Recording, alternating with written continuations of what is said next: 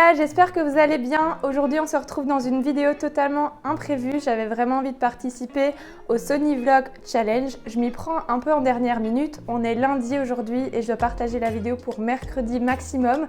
Est-ce qu'on va y arriver?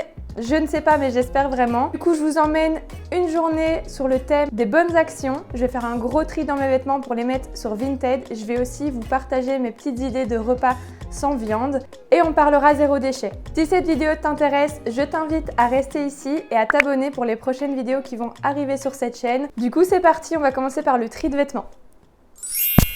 Bon, on se retrouve en plein bazar, c'est pas le meilleur spot pour vous faire une vidéo, mais je vais vous donner toutes mes astuces pour faire le tri dans vos armoires. Première étape, on étale tout devant soi pour avoir une vue globale sur tous ses vêtements. Ensuite, on fait un tri sur ce qu'on garde, ce qu'on donne et ce qu'on vend. Alors du coup, après le tri, ça c'est ce que je vais vendre. Il y a des chaussures, des vêtements d'hiver et d'été et un sac.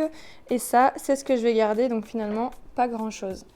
Deuxième étape, je vérifie l'état des vêtements, ce qui est propre, ce qui est à laver. J'avais déjà fait un gros tri, notamment dans les vêtements d'hiver que j'avais mis sous vide dans des valises. L'étape qui, pour moi, est la plus embêtante, c'est la troisième étape, le moment où on s'occupe de faire des photos pour les mettre sur Vinted. Et pour terminer, la quatrième étape, la publication des articles sur l'application. On veille à mettre un maximum d'informations sur la marque, sur la taille, sur l'état du vêtement et si possible des photos de l'article porté. Du coup, on se retrouve le lendemain. Ce matin, je me suis fait une petite balade à la plage. D'ailleurs, veillez à ramasser vos déchets après chaque sortie plage, balade ou randonnée afin de laisser la nature comme vous l'avez trouvée. Ensuite, je suis allée faire quelques courses au magasin bio. J'aime beaucoup le côté vrac pour faire mes réserves en féculents, donc les pâtes, le riz, le quinoa, la semoule, etc. Mais aussi mes légumineuses comme des amandes, des noisettes ou des noix du Brésil. C'est un système qui permet de réduire un maximum les déchets plastiques, mais aussi de faire des économies.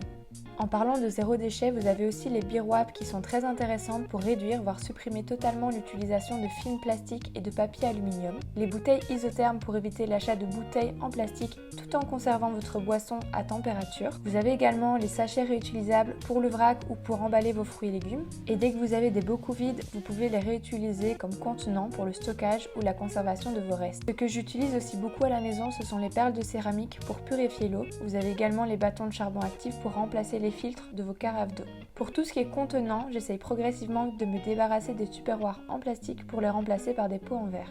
J'ai également une petite collection de pailles en bambou, en métal et en verre. Côté cosmétique, j'utilise maintenant des cotons réutilisables depuis quelques années. Voici mes petites actions pour la planète que j'essaye d'appliquer quotidiennement. Côté application, vous avez Too Good To Go et Phoenix Anti-Gaspi qui vous permettent de récupérer des paniers d'invendus pour éviter le gaspillage alimentaire. D'ailleurs, dites-moi en commentaire si ça vous intéresserait d'avoir une vidéo où je teste ces deux applications anti-gaspi. Petit retour de course du magasin bio, j'en ai quand même eu pour 29 €, mais c'est surtout le sirop et le kombucha qui vont faire augmenter les prix. Le kombucha, c'est une boisson fermentée à base de micro-organismes qui vont enrichir votre microbiote, donc c'est très intéressant pour la santé. Le sirop d'orgeat, c'est un sirop de sucre à l'arôme d'amande amère. J'ai trouvé au magasin bio, donc j'avais vraiment envie de tester celui-là. En ce qui concerne les pâtes, ce qui est très intéressant, c'est que comme c'est en vrac, ça diminue les déchets, mais aussi le coût. Et surtout pour les céréales à base de blé complet, c'est plus intéressant pour la santé, sachant que les pesticides sont concentrés dans la capsule de la graine. Pour les protéines végétales, je suis partie sur des saucisses à base de seitan. Donc le seitan, c'est une protéine végétale à base de gluten de blé. On est quand même sur 31 g de protéines au 100 g. Et pour le tofu, c'est à base de soja et très riche aussi en protéines végétales. On est à 19 g de protéines au 100 g. Ensuite, j'ai pris également du quinoa en vrac. Le quinoa est une pseudo-céréale très riche en protéines végétales également et en fibres. Et puis des légumes pour ma salade ce soir, donc du radis et une tomate cœur de bœuf.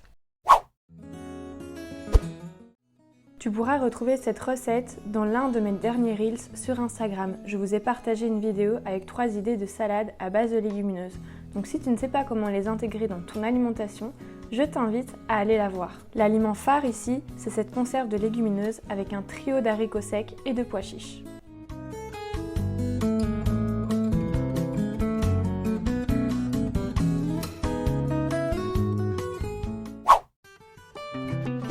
Pour Pour cette deuxième idée de repas, je me suis inspirée de mes courses pour vous proposer encore une recette fraîcheur, mais cette fois-ci à base de seitan, donc elle sera bien plus protéinée. Pour cela, il vous faudra des pâtes complètes, du concombre, des radis, des tomates cerises, des saucisses de seitan et de l'avocat. Pour l'assaisonnement, je suis partie sur du jus de citron pour la bonne conservation de l'avocat, avec de l'huile d'olive, du sel, du poivre, du romarin et du pili-pili.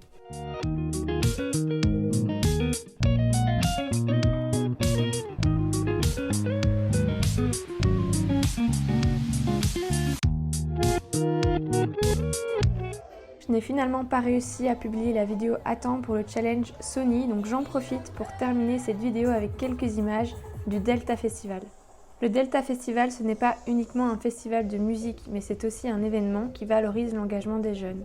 Le festival propose 8 villages reprenant différentes startups et animations sur l'environnement, le sport, l'entrepreneuriat, la santé, la prévention et plein d'autres thématiques.